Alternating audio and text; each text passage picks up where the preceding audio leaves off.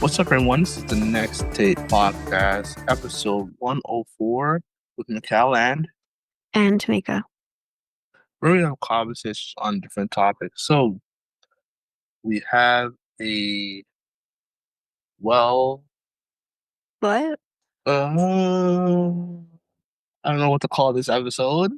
Just an episode. Let's just say that. It's just an Say, episode. I say, it's going to be just another episode, I'm guessing. I was trying to come up with something, didn't come Okay. up with anything this time around. Usually I do, but uh. couldn't come up with anything but an iceberg in a way. So Wow. That's giving away what we're going to be talking about. So, yeah. yeah. Go ahead, Tanika. Yeah. So we are, as Mikkel has just told you, we're going to be doing an episode on the Titanic. We're going to be, talking about the ship and tragedies that would follow. Mhm, And we're also going to talk about a couple of different things surrounding the Titanic, of course, but a couple of different things that I found during my research, um, as well as one of them is actually something that I just found out while listening to another podcast. So I found the second part out by accident. So we're gonna have fun with mhm. this episode. All right, let's Okay. go. All right. So Titanic, the British luxury passenger liner that sank on April 14th to 15th, 1912, during its maiden voyage en route to New York City from Southampton, England. It killed about 1,500 people, and passengers and ship personnel. One of the most famous tragedies in modern history, it inspired numerous stories, several films, and a musical, and has been the subject of much scholarship and scientific speculation. So, the origins and the construction. So, in the early 1900s, the transatlantic passenger trade was highly profitable and competitive, with ship lines vying to transport wealthy travelers and immigrants. Two of the chief lines were White Star and Cunard. By the summer of 1907, Cunard seemed poised to increase its share of the market with the debut of two new ships, I think it's Lusitania, and the Mauritania, which were scheduled to enter service later that year. The two passenger liners were garnering much attention for their expected speed, but would later set speed records crossing the Atlantic Ocean. Looking to answer his rival, White Star chairman J. Bruce Ismay reportedly met with William Pyrie, who controlled the Belfast shipbuilding firm Harland and Wolff, which constructed most of White Star's vessels. The two men devised a plan to build a class of large liners that would be known for their comfort instead of their speed. It was eventually decided that three vessels would be constructed: the Olympic, the Titanic, and the Britannic. On March 31st, 1909, some Mhm. 3 months after work began on the Olympic, the keel was laid for the Titanic.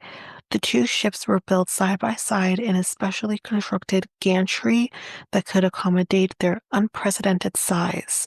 The sister ships were largely designed by Thomas Andrews, which is one of the people that is in the movie, the is mentioned in the movie, of Harland and Wolff. In addition to ornate decorations, the Titanic featured an immense first-class dining saloon, four elevators, and a swimming pool. Its second-class accommodations were comparable to first-class features on other ships, and its third-class offerings, although modest, were still noted for their relative comfort.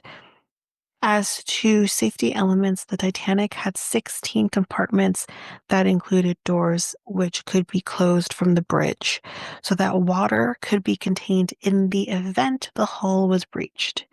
Although they were presumed to be watertight, the bulkheads were not capped at the top. The ship's builders claimed that four of the compartments could be flooded without endangering the liner's buoyancy.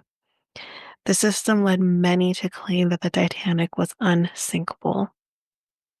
Mm. Following completion of the hull and the main superstructure, the Titanic was launched on May 31st, 1911. Uh-huh. Uh, Hold on, I want to check something right now because, okay, I'm like, is this episode coming out on May 31st? No, it's May 29th, but we're so close. Um, Yeah. It then began the fitting out phase as machinery was loaded into the ship and interior work began. After the Olympics maiden voyage in June 1911, slight changes were made to the Titanic's design. In early April 1912, the Titanic underwent its sea trials, after which the ship was declared seaworthy. As Mm. it prepared to embark on its maiden voyage, the Titanic was one of the largest and most opulent ships in the world. It had a gross registered tonnage, so example carrying capacity, of 56,328 tons. And when fully laden, the ship displayed, which means weighed, more than 52,000 tons. The Titanic was approximately 882.5 feet long and about 92.5 feet wide at its widest point. On April 10th, 1912, the Titanic set sail on its maiden voyage, traveling from Southampton, England to New York City. Nicknamed the Millionaire Special, the ship was fittingly captained by Edward J. Smith, who was known as the Millionaire's Captain because of his popularity with wealthy passengers. Indeed, on Mm. board were a number of prominent people, including American businessman Benjamin Guggenheim, British journalist William Thomas Stead, and Macy's department store co-owner Isidore Strads and his wife Ida. Fun fact, the old couple that we see, cuddled together on the bed as the room is filling up with water, Mm. they're supposed to be portraying the Macy owners. Um, in addition, Ismay and Andrews were also traveling on the Titanic. The voyage nearly began with a collision, however, when a suction from the Titanic caused the docked New York to swing into the giant liner's path. After an hour of maneuverings to prevent the accident, the Titanic was underway. So there was an accident prior to the iceberg. Didn't know Mm. that. Mm. On the evening of April 10th, the ship stopped at Cherbourg, France. Mm. The city's dock was too small to accommodate the Titanic, so passengers had to be ferried to and from the ship in tenders, which is small boats. Um, Among those boarding were John Jacob Astor and his pregnant second wife, Madeline, and Molly Brown, who is also a character on Titanic, played by Kathy Bates. Okay. After some 2 hours, the Titanic resumed its journey. On the morning of April 11th, the liner made its last scheduled stop in Europe at Queenstown. Um, sorry, I lost my spot here. Yeah, Queenstown, Ireland. At approximately 1:30 p.m., the ship set sail for New York City. On board were some 2,200 people, approximately 1,300 of whom were passengers. Throughout much of the voyage, the wireless radio operators on the Titanic, Jack Phillips and Harold Bride, had been receiving iceberg warnings, most of which were passed along to the bridge. The two men worked for the Marconi Company, and much of their job was relaying passengers' messages. On the evening of April 14th, the Titanic began to approach an area known to have icebergs. Smith slightly altered the ship's course to head farther south. However, he maintained the ship's speed of some 22 knots, which I can't remember what that is like in kilometers. But I think it's 22 knots would probably be somewhere in like the 35-kilometer range, maybe 40-kilometer range. Um, so at approximately 9:40 p.m., the Misapa sent a warning of an ice field. The message was never relayed to the Titanic's bridge. Don't know why. At 10:55 p.m., the nearby Leyland liner, Californian, um, sent word that it had stopped after becoming surrounded by ice. Phillips, who was handling passenger messages, scolded the Californian for interrupting him. Are you for real? Okay, all right. Two lookouts, Frederick Fleet and Reginald Lee, were stationed in the crow's nest of the Titanic. So if you're like, you've seen the movie, right, Michael? Yes, I did. Yeah, Yeah. yeah, So do you remember the two guys who were kind of up there, like they're cold, they're freezing, and they're looking out and they see the iceberg coming and they're the ones that ring the bell? yeah. These are those guys. So they're these guys, Frederick Fleet and Reginald Lee, are the guys that are like iceberg straight ahead and they're like running all over the place to tell, yeah, Wow. Oh, also, that's who that they are. so it was basically a little bit, of a true story. I would say, like, Oh would you yeah, no, say? the actual sinking Hmm. of the Titanic, everything kind of surrounding that Right. was true. Okay. It's the story of Rose and Jack isn't true, except they have sprinkled in like actual people. Like the captain was the actual captain. The person who built the Titanic was actually on the ship. The old, like I said, the old couple was actually based on true people. Molly Brown is a real person. Like they're sprinkled in actual people. Okay. Um, Okay. So yeah. yeah. Like I'm pretty sure Molly Brown actually got off the ship as we see her do. Um, though I'm sure there's some things that were been able to be relayed, but I'm not sure like who died, who didn't. Obviously the old couple did, but um yeah. So, but Mhm. yeah, there is some truth Mhm. to the Titanic, the movie. Okay. Okay. That's fine. Okay. Um, So yeah, so the two lookouts, Frederick Fleet and Reginald Lee, were stationed in the crow's nest of the Titanic. Their task was made difficult by the fact that the ocean was unusually calm that night because there would be little water breaking at its base. An iceberg would be more difficult to spot. In addition, the crow's nest binoculars were missing. At approximately 11:40 p.m., about 400 noctile miles, so that is 740 kilometers south of Newfoundland, Canada, an iceberg was sighted and the bridge was petrified. I think that's the Mhm. word. Sorry, notified.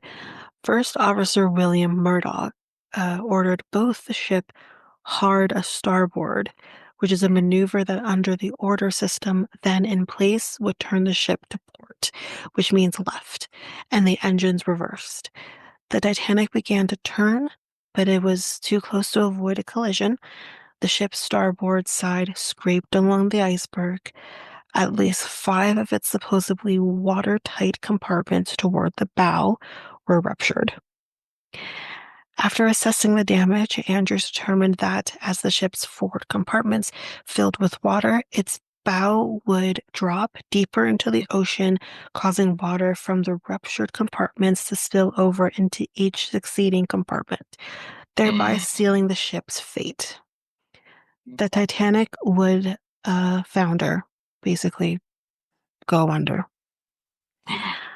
Smith ordered Phillips to begin sending distress signals, one of which reached the Carpathia at approximately 12:20 a.m. on April 15th.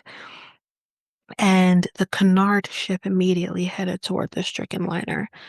However, the Carpathia was some 58 nocturnal miles, so 107 kilometers away when it received the signal, and it would take more than 3 hours to reach the Titanic. They didn't have a very long time. So, um, the other ships also responded, including the Olympic, but all were too far away. A vessel was spotted nearby, but the Titanic was unable to contact it. The Californian was also in the vicinity, but its wireless had been turned off for the night. Something tells me you can't do that anymore. Anyways, as attempts were made to contact nearby vessels, the lifeboats began to be launched, with orders of women and children first.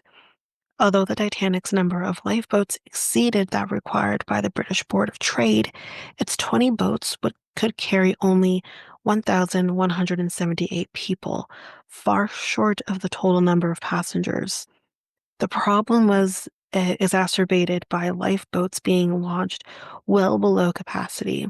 So, as we see in the movie as well, they were literally having to be told, fill them up, even though they didn't have enough lifeboats, but fill them up, and they weren't initially. Why, I don't know. Mhm. Um, so they said although actually I think we do have a reason, because crewmen worried that the davits would not be able to support the weight of a fully loaded boat. God darn it. Mhm. The Titanic had actually canceled its scheduled lifeboat drill earlier in the day, and the crew was unaware that the davits had been tested in Belfast. So it was all good, but they just didn't know that.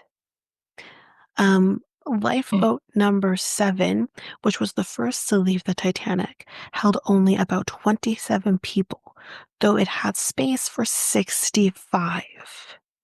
So well below. In the end, only 705 people would be rescued in lifeboats. As passengers waited to enter lifeboats, they were entertained by the Titanic's musicians, like they do in the movie. Y'all Wow. hearing the songs in your head too. Yeah. Oh, who initially played in the first class lounge before eventually moving to the ship's deck. Sources differ on how long they performed, some reporting that it was until shortly before the ship sank. Speculation also surrounded the last song they performed, likely either Autumn or Near My God to Thee. None of the musicians survived the sinking, so we'll never know. By 1 a.m., water was seen at the base, the E deck of the grand staircase. Amid the growing panic, several male passengers tried to board lifeboat number 14, causing Fifth Officer Harold Lowe to fire his gun 3 times. Just like Mhm. the movie. See, another thing that's real, unfortunately. I don't know if he ends up unaliving himself like they do in the movie, but yeah. Um, Around this time, Philip's distress calls reflected a growing desperation, as one noted that the ship, quote, cannot last much longer. As the Titanic's bow continued to sink, the stern began to rise out of the water, placing incredible strain on the midsection. At about 2 a.m., the stern's propellers were clearly visible above the water, and the only lifeboats that remained on the ship were three collapsible boats. Smith released the crew, saying that, quote, it's every man for himself. He was reportedly last seen in the bridge and his body was never found. So that's the captain. Mhm. Um, so his body was never found. Hmm. I know, I did not know that. That's insane. Yeah. Hmm. At approximately 2:18 a.m., the lights on the Titanic went out. It then broke in two, with the bow going underwater. Reports later speculated that it took some 6 minutes for that section, likely traveling at approximately 30 miles, 48 kilometers per hour, to reach the ocean bottom. The stern momentarily settled back in the water before rising again, eventually becoming vertical. It briefly remained in that position before beginning its final plunge.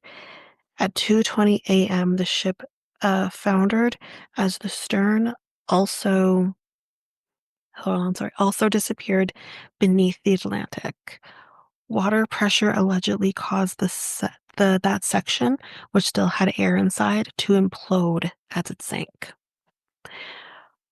Hundreds of passengers and crew went into the icy water, fearful of being swamped. Those in the lifeboats delayed, returning to pick up survivors.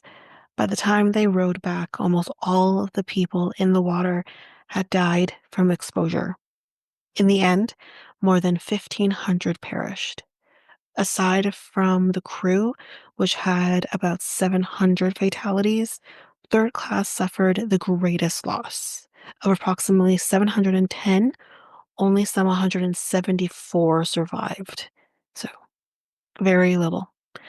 Subsequent claims that passengers in steerage were prevented from boarding boats, however, were largely dispelled. Given Smith's failure to sound a general alarm, some third class passengers did not realize the direness of the situation until it was too late. Many women also refused to leave their husbands and sons, while the difficulty of simply navigating the complex Titanic from the lower levels caused some to reach the top deck after most of the lifeboats had been launched. So the Carpathia arrived in the area at approximately 3:30 a.m., more than an hour after the Titanic sank. So remember, they fully sank by 2:20. That's Yeah. Carpathia came at 3:30.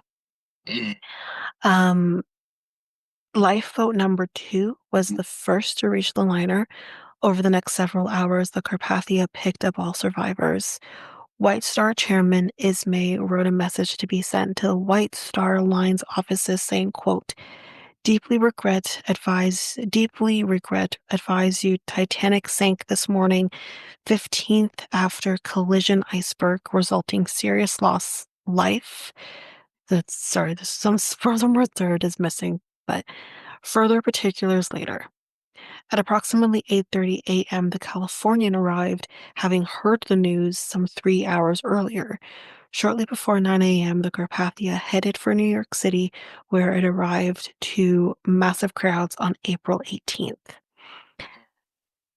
So, although the majority of dead were crew members and third class passengers, many of the era's wealthiest and most prominent families lost members, among them Isidore and Ida Strauss, who were our Macy's owners, and Mhm. John Jacob Astor.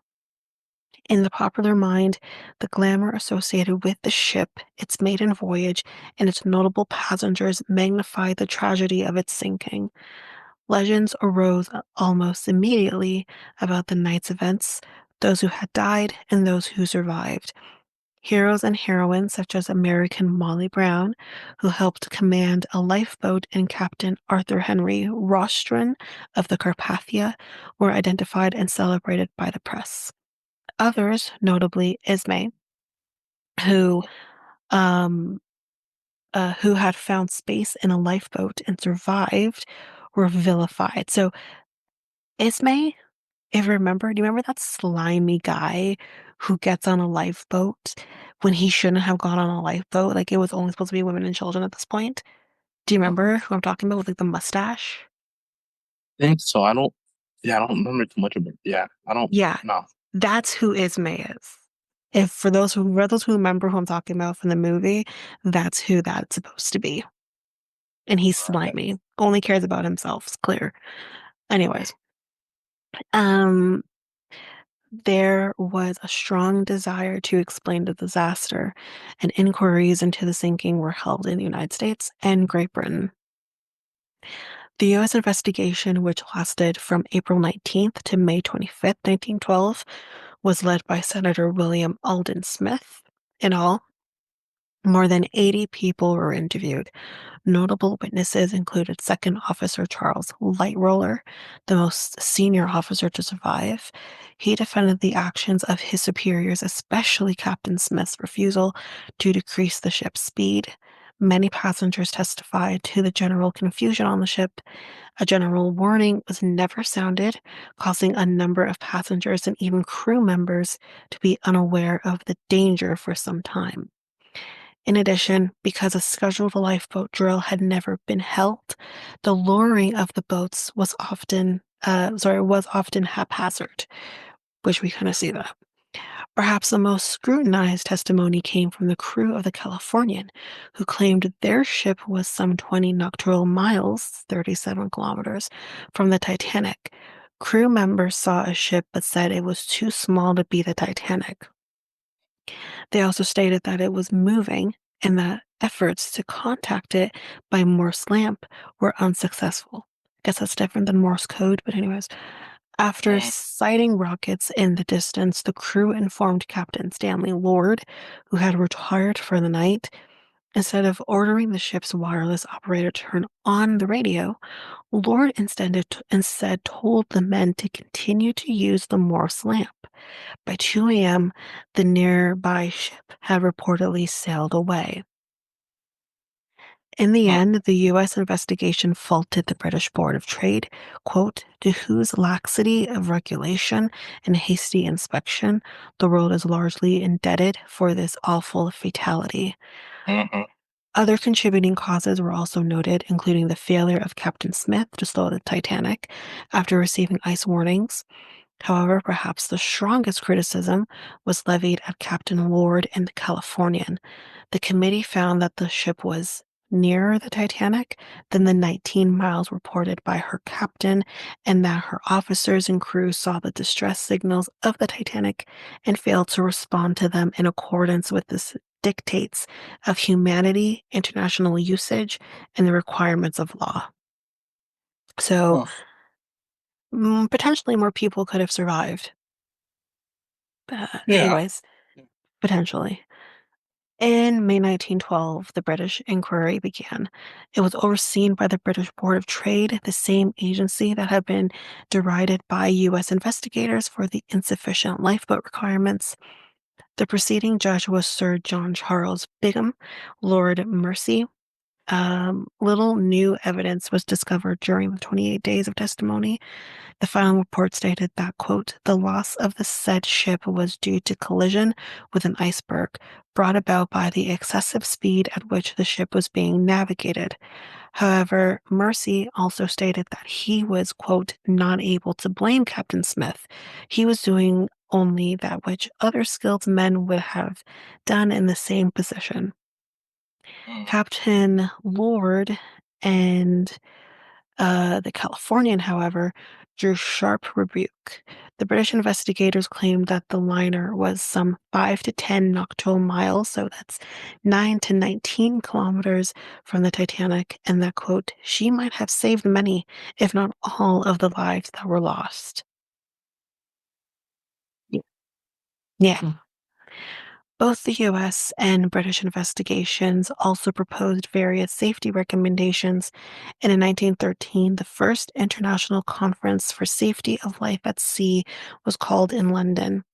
The conference drew up rules requiring that every ship have lifeboat space for each person embarked, that lifeboat drills be held for each voyage, and because the Californian had not heard the distress signals of the Titanic, the ships maintain a 24-hour radio watch, which we kind of see that, for those people Huh. who watch like Below Deck and stuff like that, that Yeah. happens.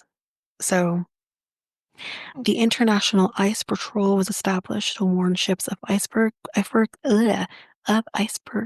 in the North Atlantic shipping lanes and to break up ice. The Huh. US and British inquiries did little to end speculation and debate concerning the sinking of the Titanic. Particular focus centered on the Californian. Supporters of Lord, nicknamed Lordies, believed the captain had been unfairly criticized. They Right. held that a third ship, possibly the Samson, a Norwegian boat illegally hunting seals, that's lovely, was between the Leyland liner and the Titanic. That view eventually gained much support. Crew members of the Californian did not hear rockets being fired, though the sounds would have been audible if the ship had been within the distances claimed Uh-huh. by US and British investigators.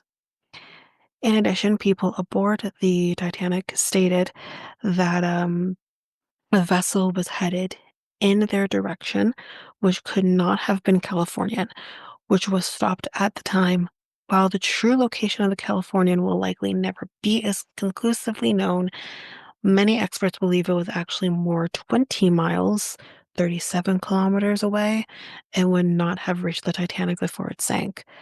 However, Lord has continued to draw criticism for his failure to take more action in response to the distress signals. I think whether the ship was further away or not, the radio was turned off. You have everyone else responding, they weren't. So, all right, within days of the Titanic sinking, talk began of finding the wreck, which we know how some of that turns out. Given the Yes. limits of technology, however, serious attempts were not undertaken until the second half of the 20th century. In August of 1985, Robert Ballard, working with the Institut France de Recherche, you know what? Mhm. I stopped doing French in high school for a reason. Basically, it's the French Research Institute for the Exploration of the Sea, led an expedition from abroad, the U.S. Navy research ship Nor. The quest was partly a means for testing the Argo, which was a 16-foot, 5-meter submersible sled equipped with a remote-controlled camera that could transmit live images to a monitor. The submersible was sent some 13,000 feet to hold on 1 second, I'm just trying to find it. Probably to the bottom there. So, on September 1st, 1985, the first underwater images of the Titanic were recorded as its giant boilers were discovered. Later, video showed the ship lying upright in two pieces. While the bow was clearly recognizable, the stern section was severely damaged. So if you remember before, they claimed that the stern kind of basically like it blew up as it was going down. Mhm. So that's why. Um, covering the wreckage were rust-colored stalactite, stalactite-like formations. So I guess like that yellow kind of stuff. Um, Scientists later determined that the rusticles, as they were named, were created by iron-eating microorganisms. That's disgusting, which are Mhm. consuming the wreck. By 2019, there was a shocking level of deterioration, and a number of notable features, such as the captain's bathtub, were gone.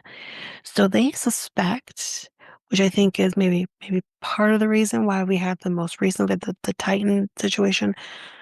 They suspect that the Titanic is going to be completely gone very soon. There's going to be nothing left. Um, so the Titanic that is located, um, I'm not even going to say because I don't remember, I don't understand latitude and longitude type stuff. Geography was not my strong suit.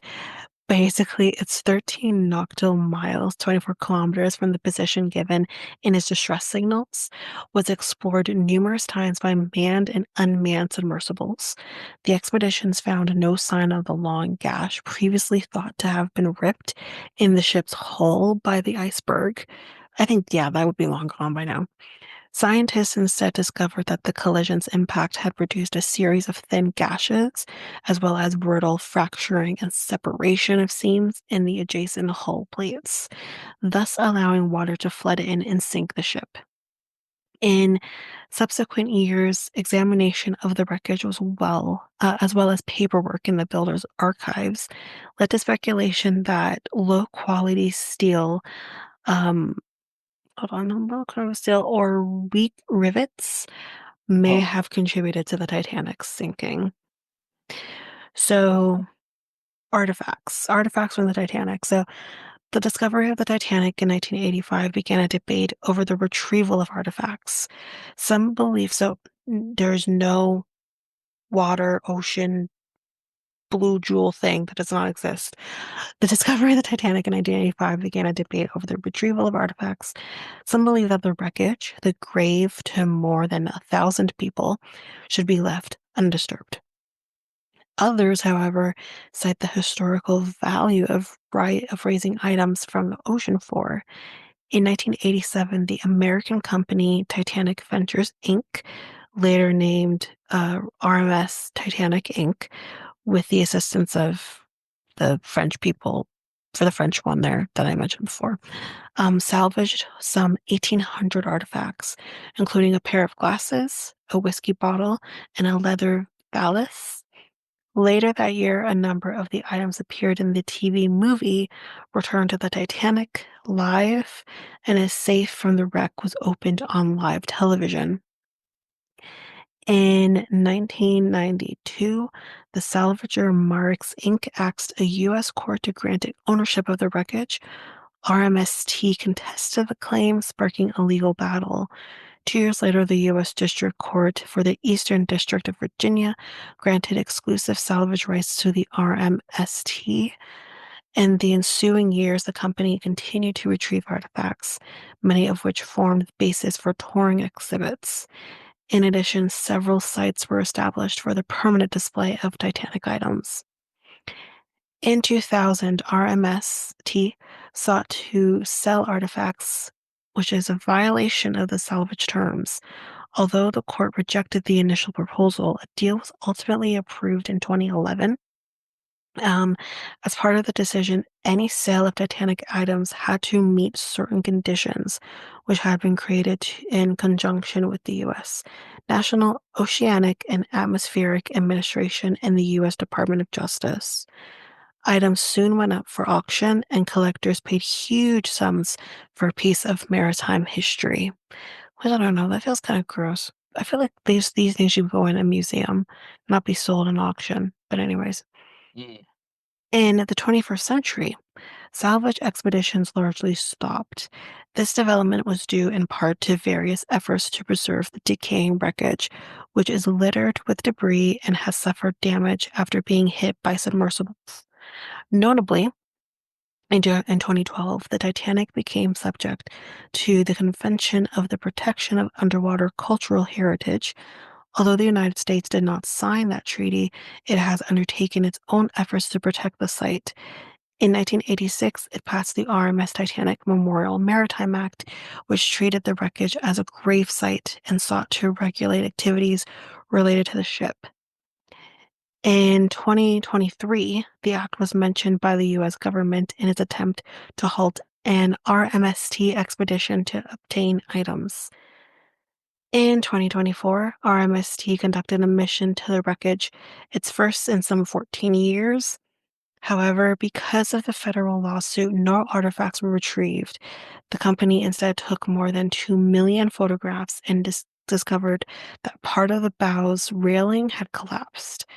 In addition, a bronze statuette of the goddess Diana, which had been in the first class lounge, which they do show that in the movie, right. um, was located on the ocean floor. The artwork had not been seen since 1986. In the late 1990s, tourists began visiting the wreckage, and a new industry was launched. Early visitors paid up to $36,000, which is about $61,450 in 2024, for a seat on a submersible. By the early 2020s, the cost had risen to about $250,000. In June of 2023, tragedy struck when Titan, an experimental submersible carrying tourists, imploded during a descent. 5 people were killed, including Stockton Rush, the co-founder of Ocean Gate Expeditions, the owner of the submersible, and someone's child.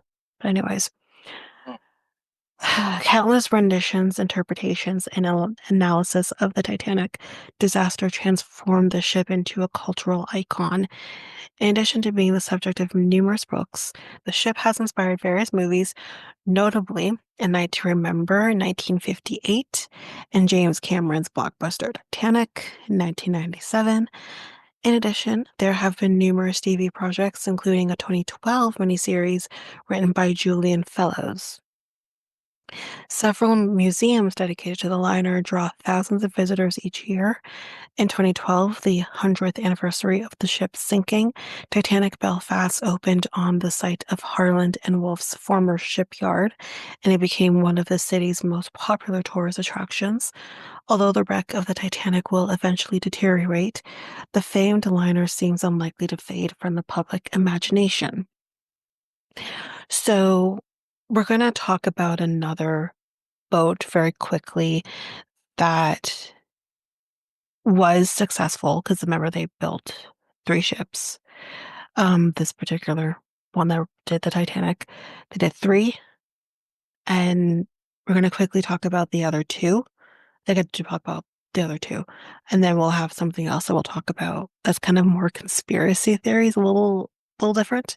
But we'll talk about that after. So the Olympic. The British luxury liner that was a sister ship of the Titanic and the Britannic. It was in service from 1911 to 1935. So it had a long run. To compete with the Cunard Line for the highly profitable transatlantic passenger trade, the White Star Line decided to create a class of liners noted more for comfort than speed. So we talked about that with the Olympic, the Titanic, and the Britannic. Um, so the Olympic started its voyage, began construction, of the Olympic on December 16th, my mama's birthday, but in 1908, with the laying of the keel. So we talked about that too, I believe. Um, and then the Olympic was launched on October 20th, 1910. At the time of its completion, 1911, the Olympic was perhaps the world's most luxurious liner. It was also the largest, so not the Titanic, with a length of approximately 882 feet and a gross tonnage, which again is the weight of everything on the ship, of 45,324. So it's slightly more than the Titanic. It could also carry more than 2,300 passengers again, which is, I think, a slightly bit more. Too Mhm. much fanfare, the Olympic embarked on its maiden voyage on June 14th, 1911, traveling from Southampton, England to New York City. Um, the ship was actually captained by Edward J. Smith. So he captained the Olympic before he did the Titanic. So clearly he did something right. In September 1911, during its fifth commercial voyage, the Olympic collided with the HMS Hawke near the Isle of Wight, southern England. It was later determined that suction from the Olympic had pulled the Hawke into the ocean liner. So instead of an iceberg, it's another ship. Both ships suffered major damage, and the Olympic did not return to service until November 1911. After the Titanic sank in 1912, the Olympic underwent major safety improvements. In addition to an increase in the number of lifeboats, the ship's double bottom was lengthened, and five of its watertight compartments, which featured doors that allowed the sections to be isolated from each other, were raised from E deck to B deck. Don't know what that means. The ship resumed its transatlantic crossings in April 1913. Despite the start of World War I in 1914, the liner continued to operate commercial voyages. In October, it helped rescue survivors of the HMS Audacious, I think is that's what you say, which had struck a mine near Tory Island in Ireland. So again, this is during the war. Mine gets hit, boom, they help. In 1915, the Olympic was requisitioned as a troop ship.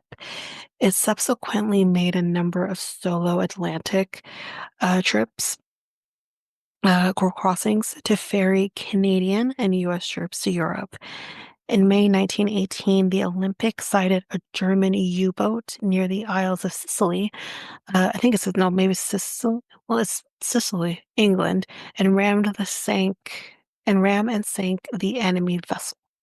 The following year, Old Reliable, as the liner was now nicknamed, ended its military career. It subsequently underwent major renovations before resuming commercial voyages in June of 1920. Despite competition from larger ships, the Olympic remained a popular vessel, making frequent Atlantic crossings. On May 15th, 1934, in a heavy fog, the Olympic struck and sank the Nantucket lightship. So it's not sinking, but it's sinking other ships. So, a boat that was positioned to mark the shoals near Cape Cod, Massachusetts. 7 of the 11 crewmen aboard the lightship were killed, and the Olympic was later blamed for the accident. So in Wow. April, yeah, in April 1935, the Olympic was retired from service. It was later sold for scrapping, and many of the fixtures and fittings were bought and put on display by various establishments, notably the White Swan Hotel in Alnwick, Northumberland, England. So at least one of their ships had a long run. So that's good. So now for this conspiracy. So now I got this information from another podcast and it kind of made me think, huh, let me do a little more research on that. Um, so if anyone's interested, Strange and Unexplained did a episode on this. Don't ask me when, but they did one. And it's really interesting. So here we go. So I think it's The Futility is a novella written by Morgan Robertson. So it's a book that was first published in 1898. So hold on to that date. It was then later revised as The Wreck of the Titan in 1912. We'll explain why. It features a fictional British ocean liner named Titan that sinks in the North Atlantic Ocean after striking an iceberg. Let's remember, this book was written in 1898. So, quite some time before the actual Titanic sank by hitting an iceberg in the Atlantic Ocean, the Northern Atlantic Ocean. The Wow. Titan and its sinking are famous for their similarities to the real life passenger ship RMS Titanic and its sinking 14 years later. Following the sinking of the Titanic, the novel was reissued with some changes, particularly to the ship's displacement. The first half of The Futility, I think I'm saying that right, introduces the Oh, Titan, described as the longest and fastest ship in the world that is also considered unsinkable. And the hero John Rowland, a disgraced former U.S. Navy officer, was dismissed from the service. Now an alcoholic, he works as a deckhand on the Titan. So one night, while sailing between America and Ireland, the Titan crashes into a smaller ship at full speed in fog, splitting it in half. Roland, who witnessed the collision while on lookout, is offered a bribe by the captain for his silence, but refuses and vows to expose the deed once in port. The captain and the officers attempt to discredit Roland's testimony by drugging him. Wow. Um, So the next night, the ship hits an iceberg and capsizes, and only 13 people survive. Roland saves the young daughter of a former lover by jumping onto the iceberg with her. The pair find a lifeboat washed up on the iceberg, and Roland also fights and kills an attacking polar bear. So there's that little tidbit in there too. They're then rescued eventually by a passing ship and brought back to England. So back in England, Roland tells of the events of the voyage, including the destruction of the smaller ship, the attempted cover up, and the drugging by the captain and officers, and the ordeal on the iceberg to an insurance underwriter responsible for ensuing. So we'll pass that part. wow. Um, in a brief final chapter covering several years, Roland progresses from a homeless and largely anonymous fisherman to a desk job, and finally, 2 years after passing a civil service exam, to a lucrative position under the government. Um, so let's go into the similarities between the book and the Titanic.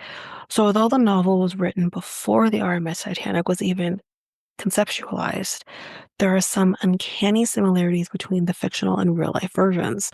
Like the Titanic, the fictional ship sank after wrecking on an iceberg in April. So, not even just like same location, same situation, same month. in the North Oh. Atlantic Ocean, and there were not enough lifeboats for all of the passengers, so it's another similarity. The Titan would have survived a head-on collision with the iceberg, but a glancing encounter did more extensive damage, just like with the Titanic. There are also similarities in size. So the Titan, I believe, is 800 feet long versus 882 feet 9 inches long for the Titanic. Speed and life-saving equipment. After the Titanic sinking, some people credited Robertson, who is, I believe, the person who wrote the book, with precognition and clairvoyance, which he obviously denied. But I mean, sir, this is insane. Um, Scholars attribute the similarities to Robertson's extensive knowledge of shipbuilding and maritime trends, which, yeah, sure, definitely great, but you, it's weird because in 1898, when the book was first written, there's so many similarities to how the real Titanic ends up sinking. It's it's interesting. Maybe he was clairvoyant and didn't want to say he was. Again, it was the late 1800s, but I heard that. I'm like, wow, that is creepy. Not even like it was like a few years before, it was like a few years after, which obviously, like, whatever. It was 14 years before the ship even was made and sank. It's crazy. But, anyways, that is it for me. That's it? That's it. Okay. So, well, obviously the fact that like, sometimes like, the books don't really uh reflect on the movie because a lot of the directors want to like change stuff Yeah. from to the movies. Well, I don't think the Titanic movie has had anything to do with this Titan book. Um, I don't think there was any similarity with that necessarily. Yeah, yeah, yeah. Um, Yeah. so that's a little different than like Mhm, making a book into a movie. mhm. This wasn't really that, but Yeah. um, it was just more of an interesting tidbit that this book was Mm. created prior to the sinking of the ship. Right, right, right. Okay. All right. So this ends this episode 104 of the Next Tape podcast. And Next Tape podcast is available now on all podcast platforms. We also have a website called Tanika. Nexttakepodcast.podpage.io. And where else are we at? Facebook and Instagram and Next Take Podcasts, Twitter, TikTok, and Blue Sky and Next Take Pod. You can contact us on our email at mikeltanika@gmail.com. That is mikeltanika@gmail.com. So we talked about the Titanic this whole entire episode. Mhm. Um, as you know, we talked about the book and the movie as well. And then what else am I missing, Tanika? Yeah, I mean there's documentaries, obviously for the Titanic. Documentary. Um, Did many we different. Hmm? did we talk about the second movie? Was there? There's a second movie. Yeah, there's a second movie. There's No. no. How would you do a second movie on a ship that already sank? True, but could have sworn it was like There's no, there's no remake or anything like that that I know of. Um, there's there's one in 2010. is it a documentary or a movie? Let me see. It said Titanic 2. 100 years later, Linus strikes it twice. I don't know if this was a uh I don't know. I I don't know if this vaguely was remember them kind of. I don't know if it was either they did a documentary, because that title sounds really familiar. It could have been a documentary though, or I can't remember if they kind of remastered the Titanic movie, but there isn't that. like a brand new movie per se. Yeah. It could be a Yeah. documentary, if anything. Um, Could be. which Could there's be. many. Yeah. Yeah. And I always heard a rumor because I saw like a documentary at the IMAX theater in the Science Center when it was still around, and there was a rumor that someone who was building the ship fell into the ship, but Mm. they never found him. Like he basically either died down there or his body was still there or whatever. I don't know if that's true. At this point, if he were to have potentially floated back out of the boat after it sank, Yeah. you wouldn't necessarily know that. But Hmm. yeah, I mean, unless they had like they would have, no, they would have known that. They would have seen an extra person potentially and been like, "Who are you? Where'd you come from?" But I don't know if that's true or not. So It looks like this movie is a budget movie, like like like a knockoff of yeah, it like could be. Titanic. It could So be. like it's made from the asylum. Hmm. Yeah. Anyways, yeah, it's like a knockoff. It's rated 1.7, Which and then is Rotten not good. Tomato 50%, and then yeah, That seems just it's generous for doing a 1 point something star. yeah, yeah, yeah. 50% So I on guess Rotten. this was kind of like a little knockoff there, but yeah, um, yeah, Yeah, nothing that's can be like the original. yeah, exactly, exactly.